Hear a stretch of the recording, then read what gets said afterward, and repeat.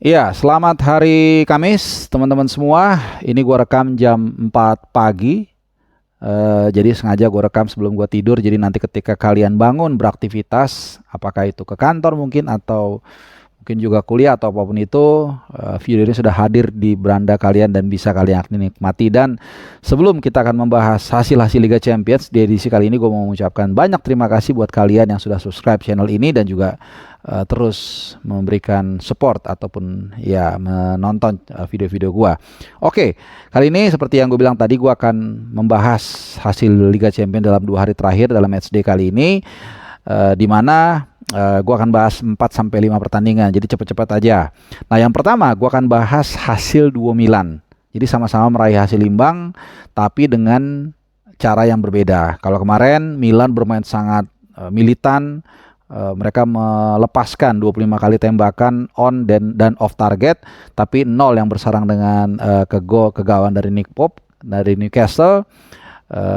Sebaliknya, barusan Inter Milan terhindar dari kekalahan dari Real Sociedad ya, dengan bermain satu sama dan hanya satu shot on target yang berhasil mereka ciptakan, dan itu menjadi gol penyeimbang dari Lautaro Martinez dan akhirnya membuat skuad Simone Inzaghi bisa pulang membawa sebiji poin yang sangat penting dari lawatannya di musim kali ini, Liga Champions musim 2023-2024.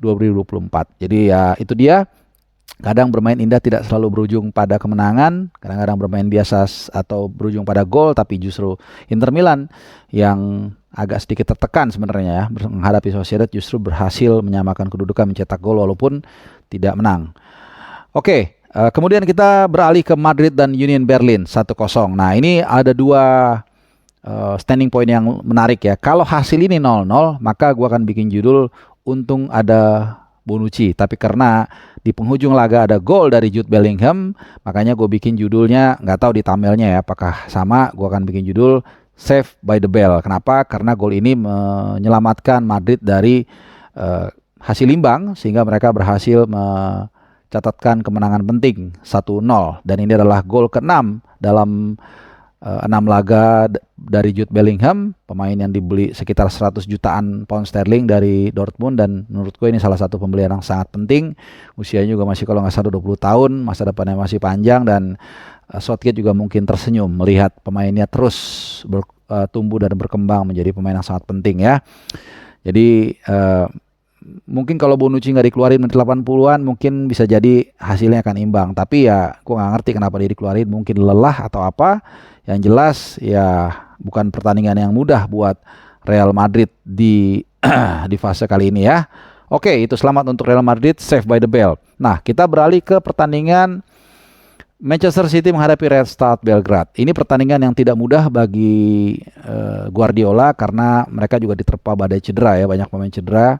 Ada Kevin De Bruyne, ya kemudian juga ada siapa lagi? Ada Kovacic. Ya, ini pemain-pemain yang sangat penting tapi tidak bisa tampil. Tapi kita lihat sekali lagi ya, jutaan kali gue mengatakan bagi tim yang mengikuti 4 kompetisi, apalagi punya ambisi yang besar seperti City, tidak heran tiap tahun mereka harus selalu melakukan overhaul, beli 2-3 pemain untuk selain untuk meregenerasi, menyiapkan untuk beberapa tahun ke depan, tapi juga mereka harus menghadapi situasi seperti ini. Ya, mereka menang 3-1, dan yang menarik ada 2 atau 3 poin yang gue mau utarakan ke kalian.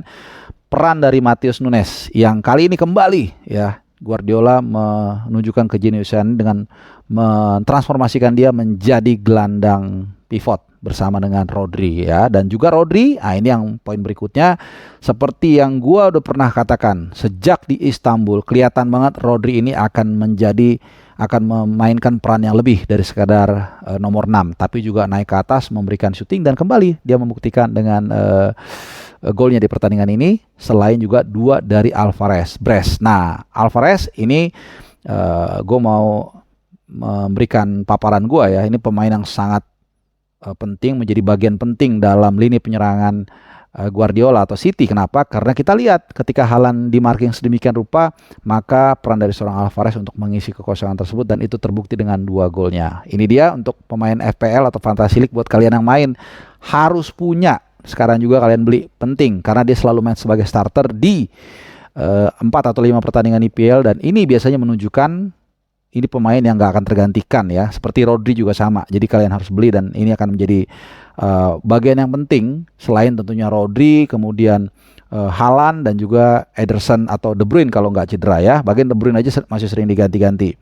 Oke, kita lanjut ke Arsenal dan PSV Eindhoven. Yang menarik di sini adalah ini adalah partai Liga Champions pertama The Gunners setelah 6 tahun. Jadi dari tahun 98 sampai 2017 Arsenal ya di bawah Arsene Wenger selalu langganan masuk ke Liga Champions. Bahkan 2006 mereka masuk final ya, kalah dari Barcelona. Jadi what a start ya, what a comeback buat Arsenal dengan kemenangan 4-0. Dan hal yang penting juga adalah bagaimana kemudian Arteta melakukan rotasi ya. Gua nggak bisa jelasin satu-satu nanti terlalu lama. Intinya untuk memberikan kesempatan seperti Emil Smith Rowe, Fabio Vieira yang tentunya belum terlalu berpengalaman lah di panggung Liga Champions, terutama Emil Smith Rowe. Ini berarti debut dia di Liga Champions, sehingga di pertandingan berikutnya mereka lebih siap kalau dibutuhkan ya, walaupun mereka pemain cadangan. Dan satu lagi kemarin juga posisi Martinelli digantikan oleh Havertz. Jadi ternyata masih belum juga ada touch-nya. Tapi menurut gue lebih bagus tetap. Havertz lebih bagus ditampilkan sebagai FL atau forward left dibandingkan ngisi posisinya gue bilangnya sih Granit Xhaka musim lalu ya, atau DM sisi kiri ya. Tapi tetap menurut gue tetap masih penasaran sampai sejauh mana Havertz bisa memberikan kontribusi. Mudah-mudahan bisa bagus ya. Jadi itu. Dan satu lagi David Raya. Nah, ini menarik nih. Ini last but not least lah buat Arsenal sebelum kita nanti ke MU. Jadi selalu berkali-kali dari mungkin 5 tahun terakhir gue mengatakan peran dari kiper kedua ini bukan lagi seperti tahun 90-an yang hanya formalitas. Ya, gapnya jauh banget. Ya, seperti dulu ada Raymond van der Goe-nya, cadangannya Peter Schmeichel yang nggak pernah main. Tapi kalau sekarang lu harus punya backup kiper yang mumpuni juga ketika ditampilkan sebagai pemain utama. Ramsdale udah berkali-kali gue kritik, emotional controlnya kurang bagus, terlalu banyak pengen show off ya, kadang-kadang nggak hati-hati ya, anti hipotesanya Alisson Becker yang sangat firm ketika mengambil keputusan, ketika menyerang, bertahan, menutup bola dan seterusnya.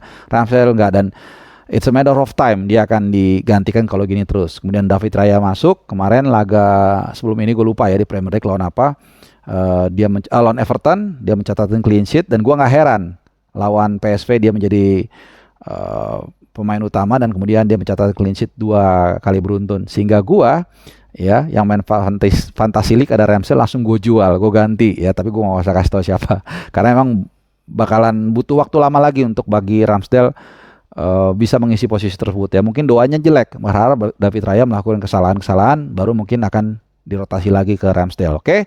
Dan terakhir last but not least ya, pesta gol di Allianz Arena, tapi pesta golnya ada 7 gol tercipta tapi dibaginya nggak bisa rata, 4 buat Munchen dan 3 buat MU.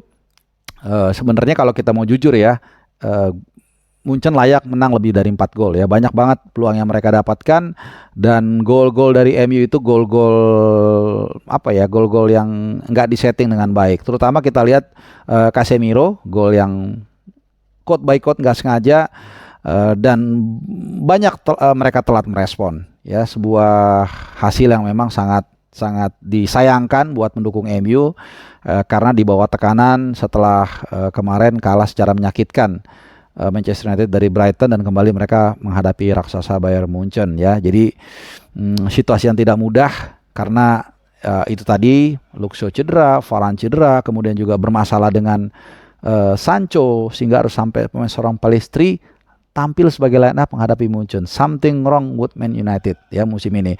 Musim lalu sebenarnya secerca harapan dari Erik ten Hag, tapi dia melakukan beberapa kesalahan menurut gua. Udah gua bahas di dua video gua sebelumnya kalau nggak salah ya, atau sebelum ini. Ya sesuatu banyak keputusan-keputusan yang bisa diambil dengan cepat sebenarnya tapi tidak dilakukan, sehingga akhirnya menimbulkan efek bola salju seperti Ronaldo terlalu lama dia depak, kemudian juga kasus Greenwood yang terlalu lama dia selesaikan sehingga akhirnya menjadi bola panas, dan sekarang ada lagi Anthony dan juga siapa?